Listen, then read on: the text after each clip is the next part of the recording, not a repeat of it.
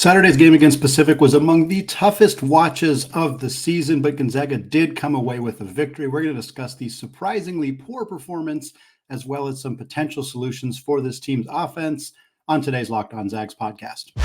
You are Locked On Zags, your daily podcast on the Gonzaga Bulldogs. Part of the Locked On Podcast Network. Your team every day.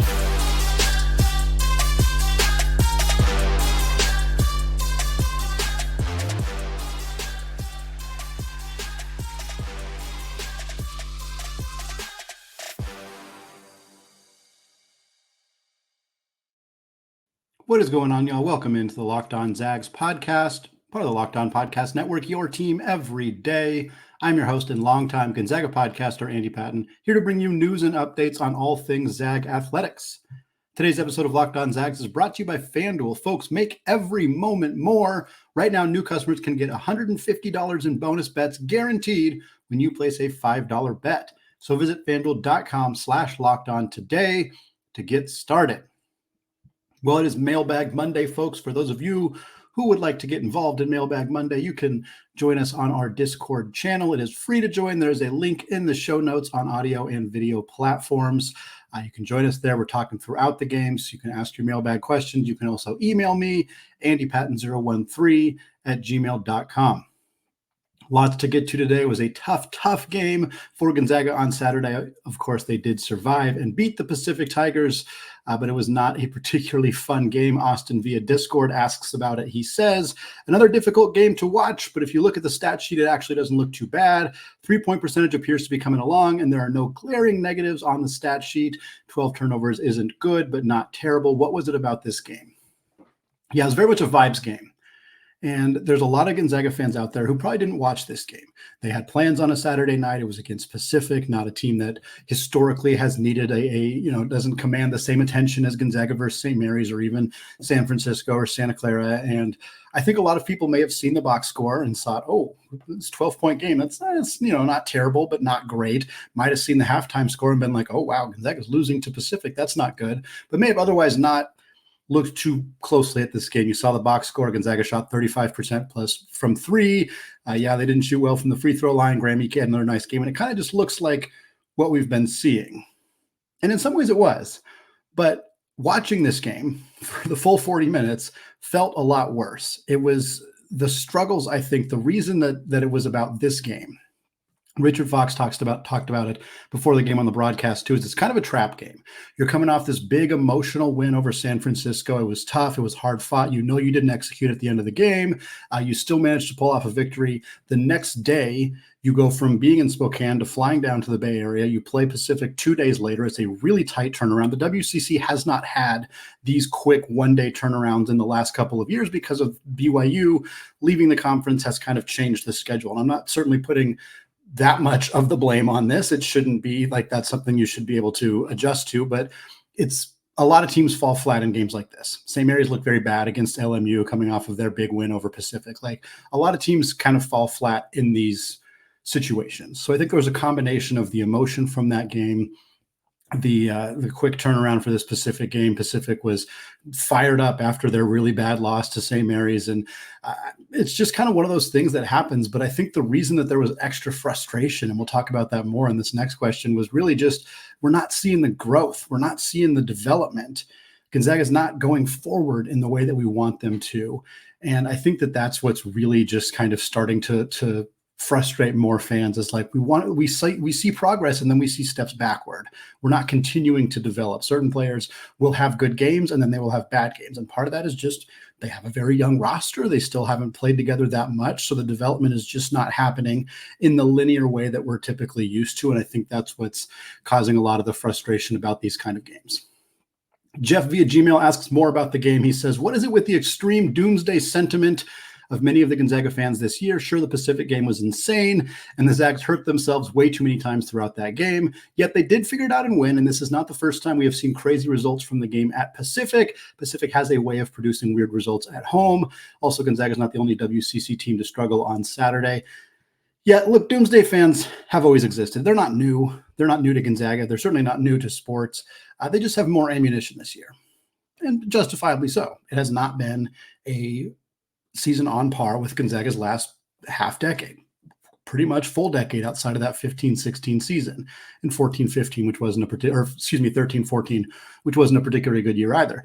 But part of that is the fact that Gonzaga has been exceptionally good for 8 of the last 10 years. And so having a down year feels a lot worse. It feels more dramatic. It feels more intense. And I understand that. I feel that too. But I do think that's part of why I try to put things into perspective as much as possible of like, this is, it's not like this is the worst Gonzaga team in 25 years or anything like that. It's just they're having an off year, and they haven't had very many off years in a decade, which is why they are one of the perennial, constantly ranked in the top 25, why they had one of the longest streaks in the entire college basketball history, like why Mark Few's a future Hall of Famer, like all of that. In regards to the Pacific thing, interesting fact here that was originally posted by Stephen Carr, the former host of Locked On Zags, also retweeted by Theo Lawson. Gonzaga's team that went to the Elite Eight last year, their 2021 national championship team, and their 2017 national championship team, all those teams were not beating Pacific at halftime when they played in Stockton. Does that mean this year's Gonzaga team is going to go to the Elite Eight? Not necessarily. That's not really the point I'm trying to make. The point I'm trying to make is that it's not like it has never happened that Gonzaga has been down to Pacific. Now, this particular Pacific team is not good. And I think that's part of the frustration is we know they're not good. We have Ken Palm data indicating they're legitimately one of the worst Division I teams in college basketball. We saw St. Mary's beat them by nearly 50 points a few days earlier, and I think that's contributing to a lot of people's panic with the St. Mary's game coming up. I think using transitive margin of victory is ridiculous. It doesn't mean much. The fact that St. Mary's beat Pacific by 36 more points than Gonzaga beat Pacific doesn't mean much to me. The context of those games was different, like we kind of already talked about. So I'm not overly concerned about that. I'm not thrilled that Gonzaga looked much worse against Pacific than St. Mary's did. It's not a great sign for this upcoming game against Saturday. I'm not saying it's entirely dismissive, but I think that is all what's contributing to some of the panic that we're seeing. There's also new rules, NIL rules, transfer portal rules, a weird off season. A lot of things are contributing to people's kind of more doomsday-ish look. Like they're like, this is going to continue to be a pattern. They kind of look down the line and think, oh no, like we're not going to be able to land high profile transfers anymore. We're not going to be able to recruit anymore. The NIL era is going to kill this program. And that's like very extreme doomsday talk. Trust me, it's happening. I'm seeing it literally every single day in our Discord channel on social media, which tends to perpetuate negative talk. The more negative your post is, the more likely it's going to get reaction, the more likely more people are going to see it. That's how social media has worked for literally the entirety of social media. So that's not exclusive to Gonzaga basketball or any sports fandom or anything, period. It's just how those sports or how those social media companies work. But I do think that ultimately Gonzaga playing a sloppy game against Pacific, being down at halftime, winning by 12 is not actually that shocking of a thing. It just looks worse when compared to everything else that has happened around them this season and around that Pacific program as well. Final question here. The first segment comes from GU Big Rig on Discord, who says, prior to the San Francisco game, Gonzaga had games against Purdue, Washington, San Diego State, and Santa Clara, where they led by 8 or more, only to crumble and lose. So even though Gonzaga made it hard on themselves in the last minute by missing 8 of 11 free throws at one point, could the fact that Gonzaga did hold on to win against a good opponent in San Francisco a sign of growth that they are overcoming the demons that plagued them earlier this year? Kind of, but honestly, no, like not really. The best spin I think I can put on the end of the San Francisco game in particular is that they had built themselves a big enough lead coming into the final 2 minutes that they were able to withstand and win. That's about it. That's about it, because there was no part of their late game execution in that game that was good. There really wasn't. Graham Ike made some free throws. Ben Gregg made free throws. Ben Gregg was good. That's it. I mean, their late game execution was horrendous in that game. It was really bad. Missing all the free throws, not playing any defense. I mean, San Francisco scored at will. I get they were trying not to foul because the last thing you want to do in a close game is stop the clock. But San Francisco got whatever shots they wanted. They got to the rim with ease. They scored easily. Gonzaga had to call timeouts because they couldn't inbound the ball. They were forced to inbound the ball to players like Anton Watson, who they did not want to get to the ball to. Their star point guard, who shoots 85% from the line, went 1 of 4. They had one situation where Nembhard just dribbled directly into the corner and picked up the basketball, and it was not a turnover because because San Francisco pushed him out. That was a huge good luck for Gonzaga that happened. Their late game execution in this game was not good. And I don't think that I'm glad they won the game. And I think these kind of things may continue to help them have more resolve going forward. They had more resolve in the Pacific game, and they ended up winning that game without having to need as much desperation late game stuff. But they did get to the free throw line in that game and take care of business. But I didn't feel like Gonzaga's late game, they haven't improved in that area. In fact, I think they've regressed. And if they don't figure out how to take care of late game execution, how to get some guys some more rest during games so they're not as fatigued at the end of the game, like that's still a huge area of concern for this team. Well, Gonzaga's floater game was excellent last year. We're going to talk about that being a potential solution to some of this team's offensive woes. We got that and more all coming up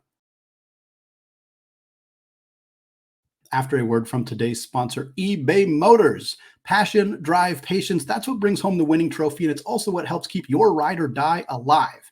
eBay Motors has everything that you need to maintain your vehicle and level it up to peak performance.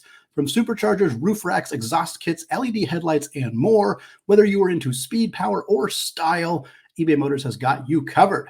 And with over 122 million parts for your ride or die, you will always find exactly what you're looking for. Plus, with eBay's Guaranteed Fit, your part is guaranteed to fit your car every time, or you get your money back. Because with eBay Motors, you're burning rubber, not cash. With all the parts you need at the prices you want, it's easy to turn your car into the MVP and bring home that W. Keep your ride or die alive at ebaymotors.com. Eligible items only, exclusions apply, and eBay's Guaranteed Fit is only available to U.S. customers. All right, segment 2, still Andy Patton, still Locked On Zags podcast, still going through Mailbag Monday here, coming off that Gonzaga win over Pacific that didn't feel particularly fun, but hey, at least they got the W.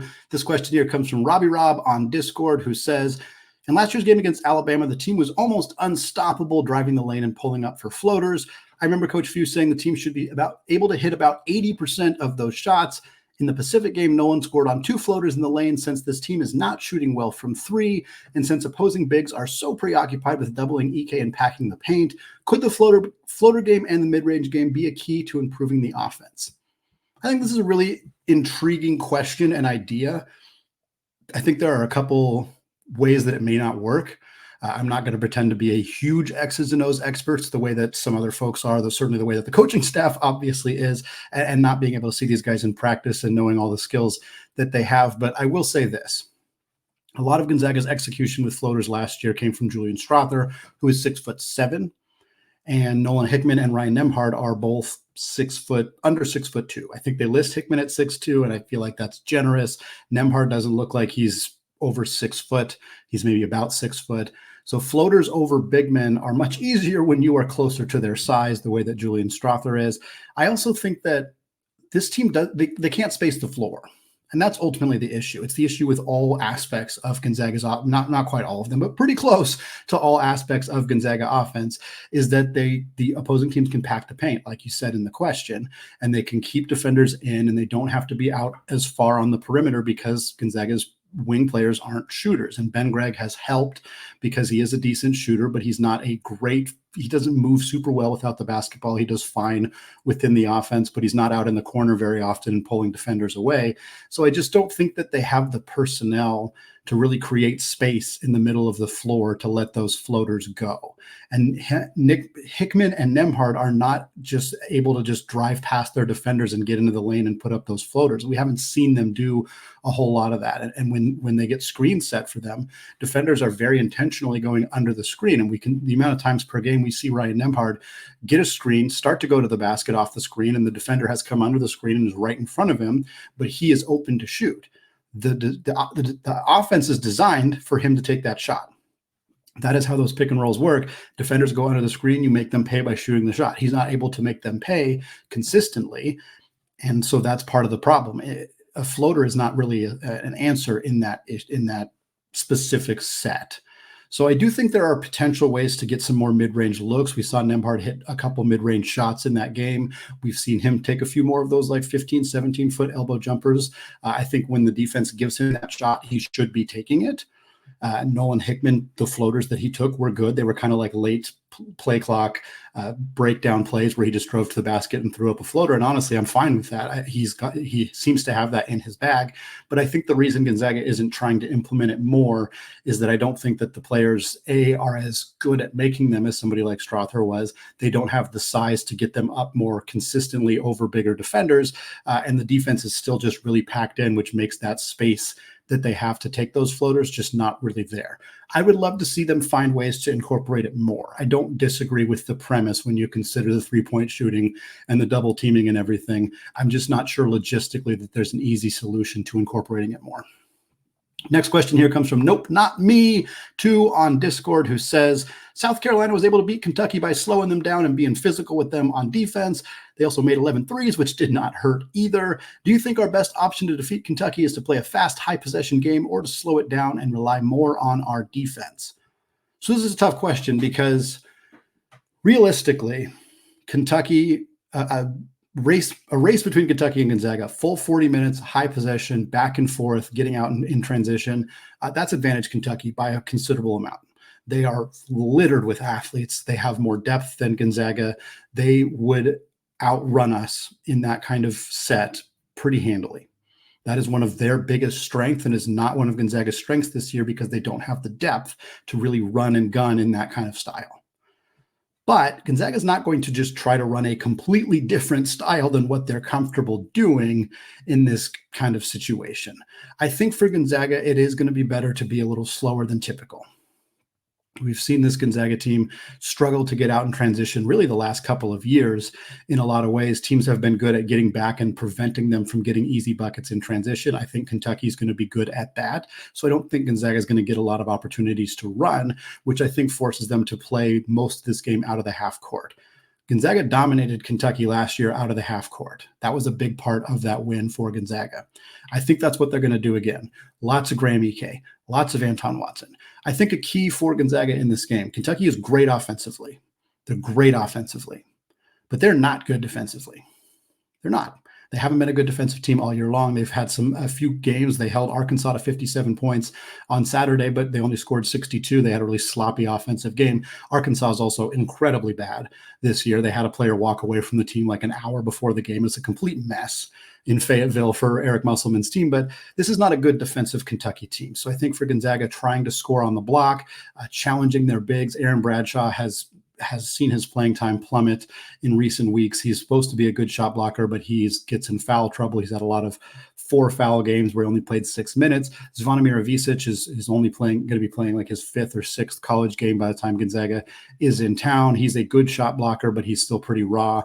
He's very, very talented. Don't get me wrong. He's going to be a problem for Gonzaga, but I think there are ways they can exploit some of those matchups in the half court. But the big key for Gonzaga is how they play defensively. Because Kentucky has one of the 5 best offenses in the country. Their backup guards are elite. Reed Shepherd and Rob Dillingham are so good. They're both going to be top, probably lottery picks, and they're both coming off the bench for Kentucky. It is a ridiculous group of guards that this Wildcats team has. I think the big storyline in that game is going to be how Gonzaga's defense, which is not getting enough credit this year in light of a bad season, how their defense is able to do against Kentucky's offense. Because if Gonzaga can win on that end of the floor, they actually have a chance in this game. I know people are going to think I'm a lunatic for saying that, but I've watched a lot of Kentucky this year. I cover them for Sports Illustrated. For those of you who don't know, I watch this team extremely regularly. When they're on, nobody beats them. When they're on, they beat Gonzaga. Even if Gonzaga plays a good team or a good game, they beat them probably pretty handily. But this team's not always on. They're not always on. And they have played some really sloppy games lately. And there is an avenue where Gonzaga executes, Kentucky does not execute, and Gonzaga walks away with a W. I don't think it's a super big avenue. A lot of things are going to have to fall their way. But I do think it starts with them playing hard on the defensive end of the floor and slowing the pace down a little bit. Final question here in the second segment comes from Larry via Gmail. Larry says, is this View's toughest challenge of his stint at Gonzaga compared to his other stints, which were not at Gonzaga? There's not any other stints for him. I think there's an argument that it is. Because you're talking about, toughest stint is obviously a very vague language to use here, but I think the way I would define that is being dealt hands that make it difficult to have your team reach the level of the preseason expectations. And if that's what we're looking at in terms of toughest, then this team has a really strong case. The offseason did not go particularly well for Gonzaga.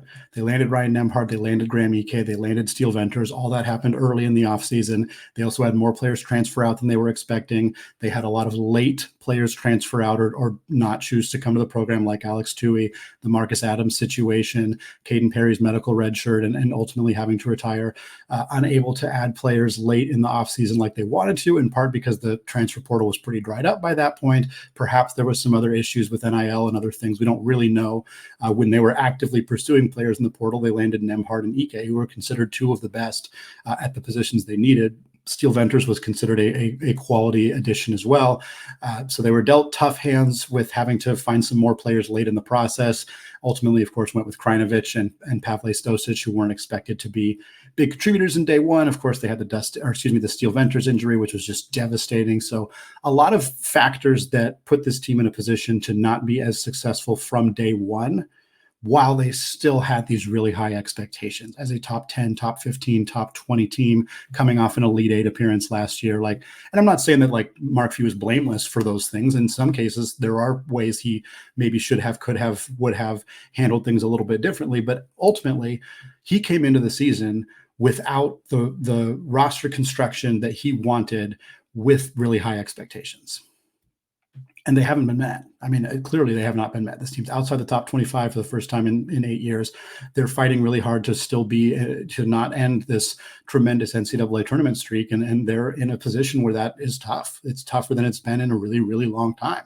And this is not the worst roster Mark Few has had, not by a long shot. Many of the rosters early in his tenure were not as good as this roster from a talent perspective.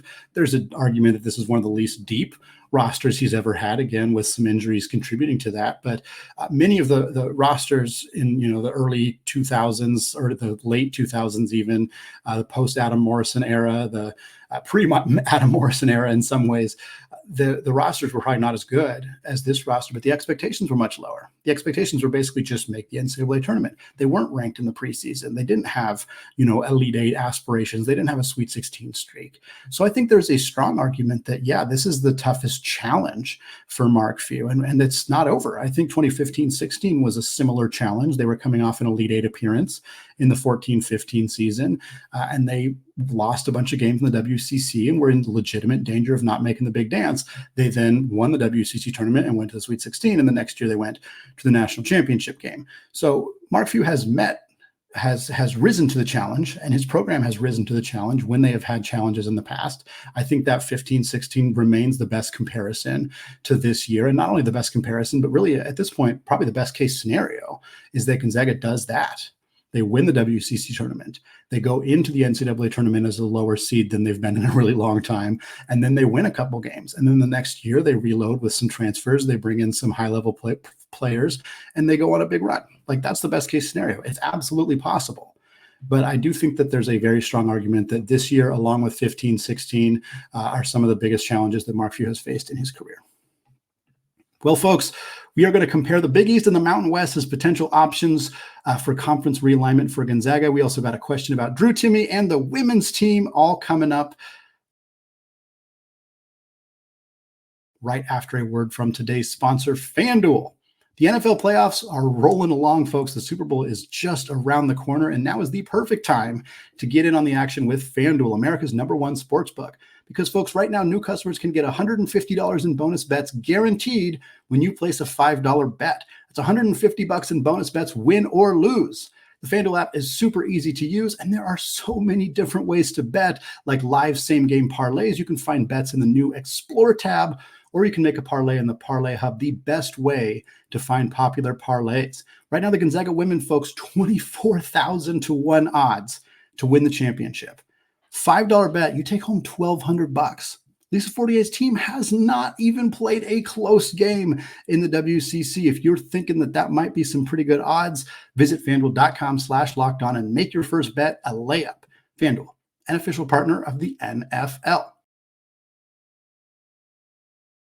All right, folks, final segment here. We got some more mailbag questions to get through. This one comes from Jeff via Gmail. Jeff says, with respect to conference realignment, After 2 years, if the Big 12 has still not invited Gonzaga, could the Mountain West prove to be a better option than the Big East, especially since the logistical issues, travel times, travel costs would be less than half what they would be in the Big East, or would the history and prestige of the Big East still rule the day over the Mountain West? Yeah, look, I don't know all of the logistics financially, so I can't say what's a better option for Gonzaga without having those figures or that generally the impact that would make. But if we're comparing them, even if we're comparing a Mountain West Pac-2 merger where it's the Mountain West with Oregon State and Washington State, the Big East is the better option. And this question had some more details in it that I omitted just for time sake here. But, right now the Mountain West has more top 30 net teams in the Big East, like as a snapshot in time right now. But that the consistency of the Big East is much better.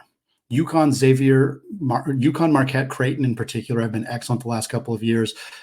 St. John's is on a big rise right now. Providence, Villanova is down a bit right now, but I don't think that's going to last too long.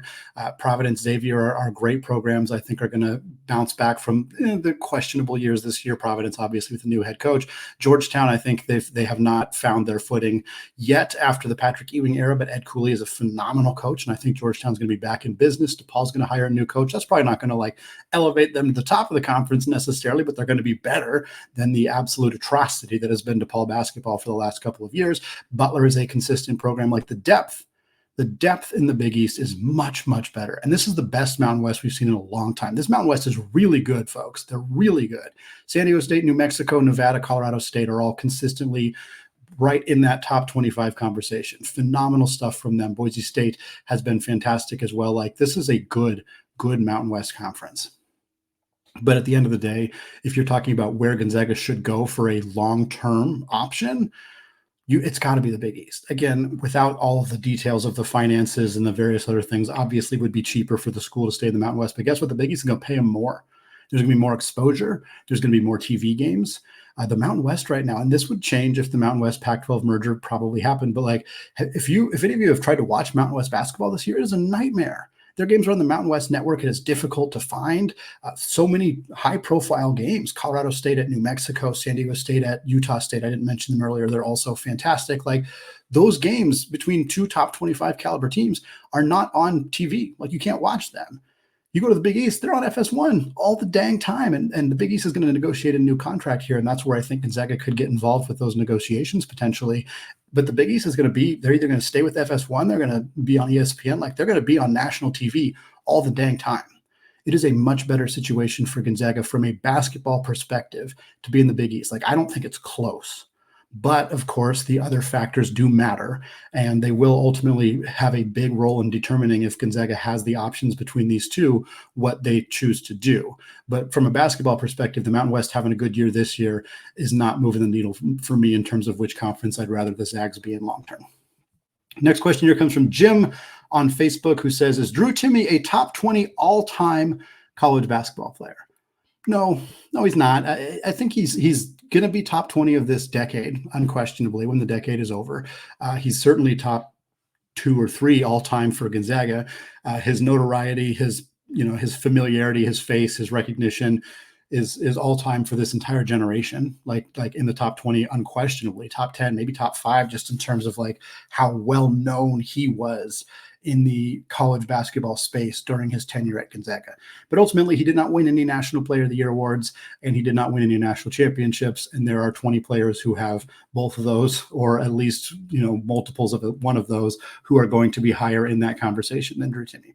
But he's a 3-time All-American. He's an all-tournament performer. He's an all-region guy in the tournament, Conference Player of the Year twice, leading all-time scorer for a very historic, very well-known college basketball program. He made a national championship appearance. He went to 2 Elite Eights in his 3 NCAA tournaments, and all 3 of them resulted in the Sweet 16. He's exceptional college basketball player. That combined with his notoriety, his fame, it puts him in this upper echelon of college basketball greats, particularly for his era, for his kind of time period that he was a college basketball player. But he's not a top 20 player of all time without those National Player of the Year accolades and without a national championship ring to go alongside it.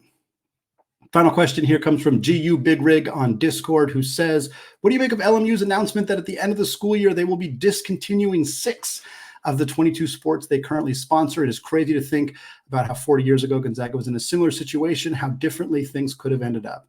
Yeah, it's really sad. It's really sad to see this happening at Gonzaga, at LMU. I can't say I'm super familiar with the inner workings at LMU.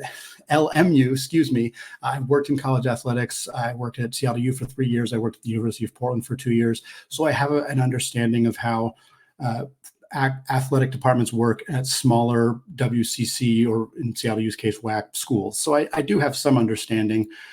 And I think the main reasons that LMU gave, that, you kind of got to read between the lines in those kind of statements, were that they don't feel they have the support staff to adequately provide the resources they want to all of their student athletes. And I think that that's probably fair. They probably don't have enough athletic trainers. They probably don't have enough strength staff. They probably don't have enough academic support specialists, compliance specialists, the various roles in athletic departments that work with the student athletes, the internal staff. It's hard to have enough. UP never had enough. Seattle U never had enough. I mean, it's hard. The amount of people you'd have to employ to feel comfortable with how much, when I worked in academic support, I worked with 7 different teams, providing adequate academic support to 7 different college programs is hard. I mean, that's a lot of work.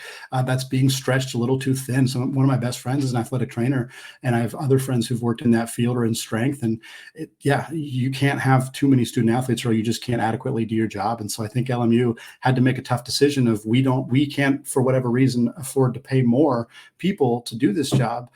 Yeah, it's still tough to see, and hopefully it doesn't become a trend around the country where other programs are doing this. LMU was offering more programs than any other school in the WCC, so I think that they're kind of on par with a lot of the other conference schools and programs right now. But obviously, any situation where a bunch of student athletes find out very suddenly that they can no longer continue at that school if they want to keep playing their sport is a pretty tragic thing. And I feel for those student athletes and for the school at large for being in that situation.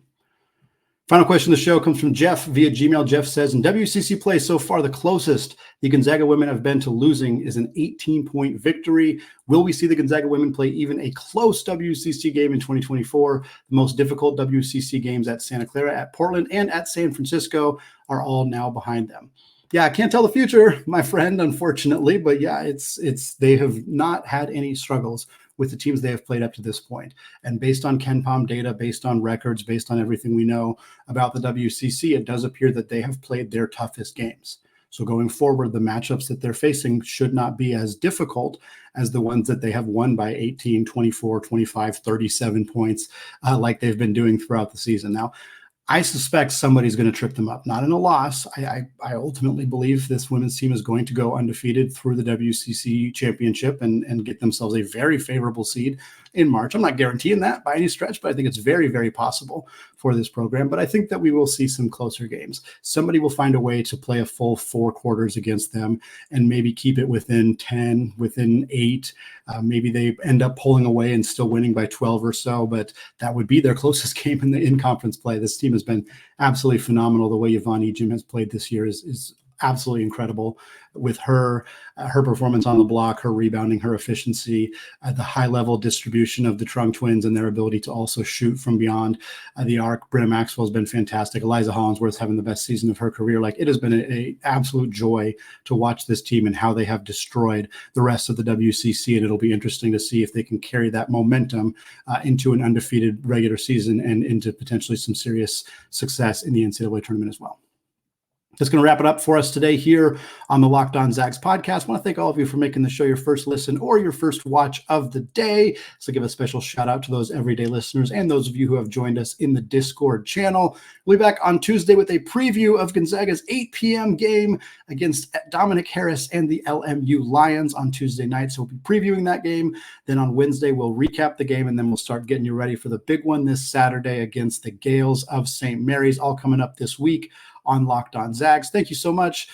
And until then, as always, go Zags.